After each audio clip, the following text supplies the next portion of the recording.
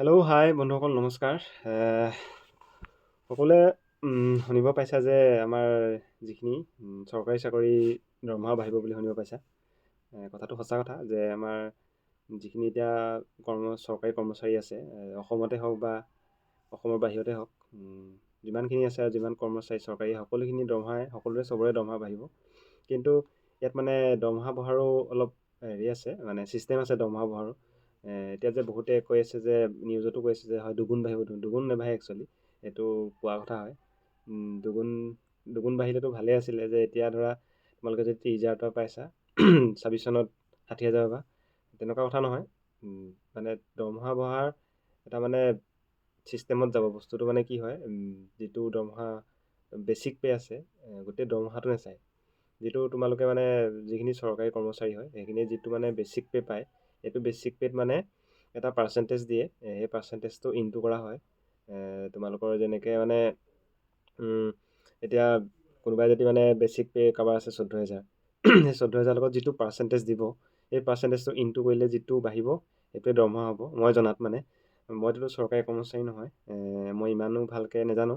তথাপিতো মই যিখিনি বুজি পাইছোঁ বা যিখিনি শুনিছোঁ, মই সেইখিনিয়ে জনাই দিছোঁ বা জনাই দিম গোটেইখিনি। কিন্তু মানে তাতো ভুলো হ'ব পাৰে, কমেণ্ট কৰি জনালে হ'ল কোনোবাই। কাৰণ বিশেষকৈ আমি চৰকাৰী চাকৰি নহয়, তথাপিতো আমাৰো জানিব মন যায় তেনেকুৱা কথাখিনি। হয়তো আমিও চৰকাৰী চাকৰিৰ কাৰণেই মানে তৈয়াৰী কৰি আছোঁ। হয়তো বহুত তেনেকৈ ল'ৰা ছোৱালী আছে যেনেকৈ চবেই তৈয়াৰ কৰি আছে চৰকাৰী চাকৰিৰ কাৰণে। বিশেষকৈ আমাৰ এতিয়া যিখিনি ডেকা ল'ৰা ছোৱালী হৈছে, ডেকা গাভৰু ল'ৰা ছোৱালী, ধৰা মানে অসম পুলিচেই হওক বা ADRE হওক, টেট হওক, বা তেনেকৈ SSC GD পেৰামিলিটাৰী যিখিনি, বা আৰ্মি হওক, বহুতখিনি চাকৰি আছে, DMEC বহুত কিবা কিবি হৈছে। সেই গোটেইখিনিয়ে মানে তেনেকৈ এতিয়া চেষ্টা কৰি আছে। হয়তো এইখিনিয়ে এতিয়া লাহেকৈ পাব, যিহেতু আমাৰ অসম চৰকাৰে মে'ত দিব, 10 মে'ত এপইণ্টমেণ্ট দিম কৈছে। তাত 35,000, সেই 35,000ৰ মানে গোটেইখিনিয়ে সেইটো যিটো দৰমহা বাঢ়িব সেইটো পাব। কিন্তু দৰমহা বঢ়া মানে এটা ছিষ্টেমত বাঢ়িব। হয়তো আমাৰ অসমত এতিয়া প্ৰথমতে চেণ্ট্ৰেলৰ চাকৰিখিনিয়ে দৰমহা বাঢ়িব, যিখিনিয়ে ধৰা মানে এতিয়া চেণ্ট্ৰেলত কৰি আছে, যেনেকৈ অলপ পোষ্ট অফিচ হওক বা ডিফেন্সে হওক, আৰু কিবা কিবি আছে, ৰেলৱে হওক, বহুত কিবা কিবি আছে, গোটেইখিনিয়ে বাঢ়িব সেইখিনি চেণ্ট্ৰেলৰ। টোটেল আমাৰ ভাৰতত 50 লাখ কৰ্মচাৰীয়ে প্ৰথমতে পাব। এইটো 50 লাখ কৰ্মচাৰীয়ে মানে কণ্টিনিউ চাকৰি কৰি আছে, সেইখিনি দৰমহা বাঢ়িব। আৰু পেঞ্চনাৰ আছে 67 লাখ টোটেল।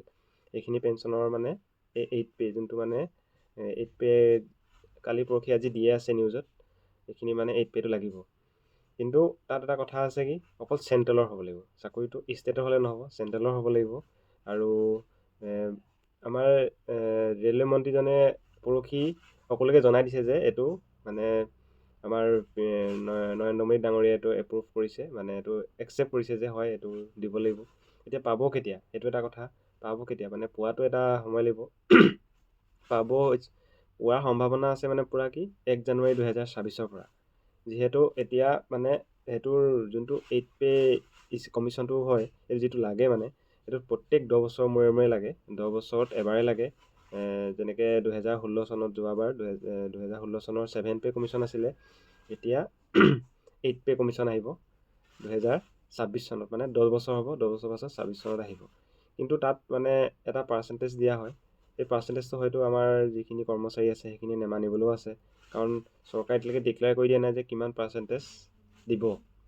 কাৰণ আমাৰ আমাৰ যিখিনি কৰ্মচাৰী আছে সেইখিনিও এটা নতুনকৈ ডিমাণ্ড কৰিছে। কিন্তু গোটেই ডিমাণ্ডটো ৰেলৱে হয়। ৰেলৱে যদি সেইটো ডিমাণ্ডটো একচেপ্ট কৰে তেতিয়া হয়তো সকলোৱে কৰিব, আৰু ৰেলৱে যদি এইটো একচেপ্ট নকৰে কিন্তু সকলোৱে নকৰে। কাৰণ কেলৈ, তোমালোকে সকলোৱে জানা যে আমাৰ ভাৰতবৰ্ষত চবতকৈ ডাঙৰ ডিপাৰ্টমেণ্টটো হৈছে ৰেলৱে ডিপাৰ্টমেণ্ট। তাতে বহুত মানে কৰ্মচাৰী আছে, তাত মানে কৰ্মচাৰী বহুত নিয়োজিত হৈ আছে। গোটেইখিনিয়ে মানে একেলগে ক'লেহে হয়তো এইটো মানিব। সেইটো কাৰণে এইটো নিউজ পৰহি আমাৰ ৰে'ল মন্ত্ৰীগৰাকীয়ে দিছে।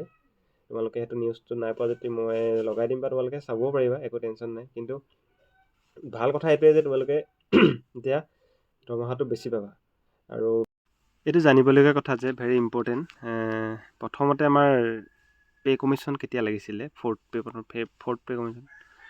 পে' কমিশ্যন 1986 লাগিছিলে। 5th pay' commission 1996, 6th pay' commission 2006 লাগিছিলে, 7 পে কমিশ্যন 2016 লাগিছিলে আৰু 8 পে এতিয়া বৰ্তমান যিটো সেইটো লাগিব 2026ত।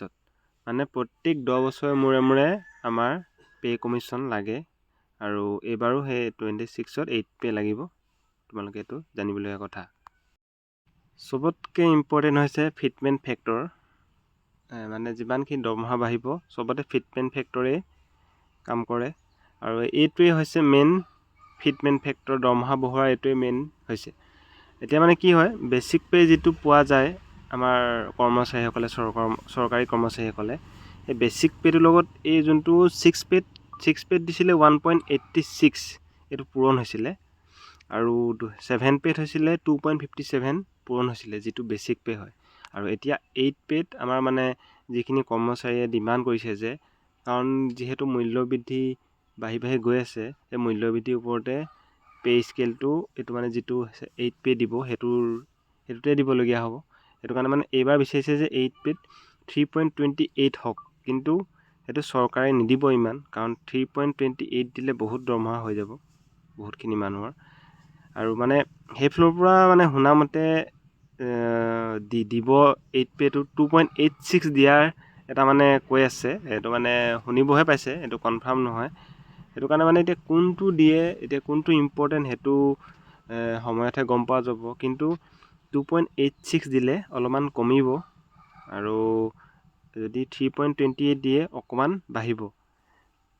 3.28 দিলে আমাৰ কৰ্মচাৰীসকলে ভাল এটা দৰমহা পাব আৰু মানে মূল্যবৃদ্ধি যিটো মানে হেৰিয়ত মূল্যবৃদ্ধি যিটো মানে হাৰত বৃদ্ধি পাইছে, এতিয়া মিঠাতেলে হওক, আলু, পিঁয়াজ যিকোনো হওক, মানে এইখিনি মানে ওপৰত মানে নিৰ্ধাৰিত কৰিয়ে বস্তুটো মানে পে স্কেলটো দিয়া হয়। কিন্তু এই 3.28টো দিলে মানে আমাৰ কৰ্মচাৰীসকলৰ কাৰণে মানে পোচাব আৰু।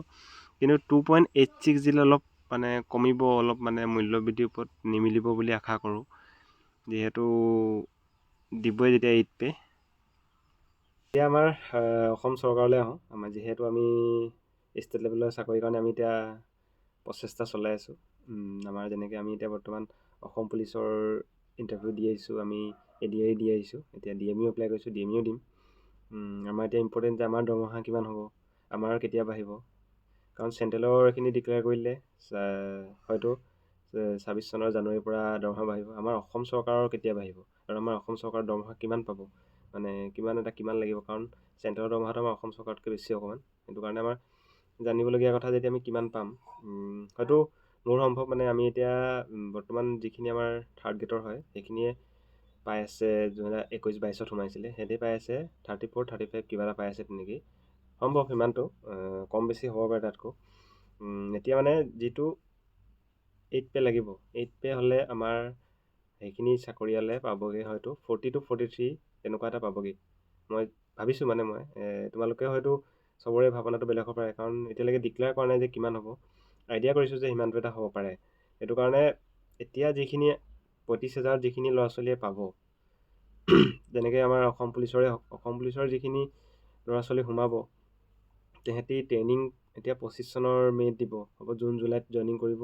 তেহেঁতি ট্ৰেইনিং খতম কৰিয়েই তেহেঁতি ভাল এটা দৰমহা পাব, একদম মানে ধুনীয়া দৰমহা এটা পাব। ADRখিনিও সোমাই মেলি ধুনীয়া এটা দৰমহা পাব, বা 4th গ্ৰেড 3rd গ্ৰেড যি হওক বা টেটত হওক, গোটেইখিনিয়ে ভাল এটা দৰমহা পাব। সেইটো কাৰণে তোমালোকৰ কাৰণে ভাল খবৰ যে দৰমহা বাঢ়িব আৰু তোমালোকে ভাল দৰমহা পাবা, আৰু সেই দৰমহাটো তোমালোকে ভাল কাম এটা খটাব পাৰিবা।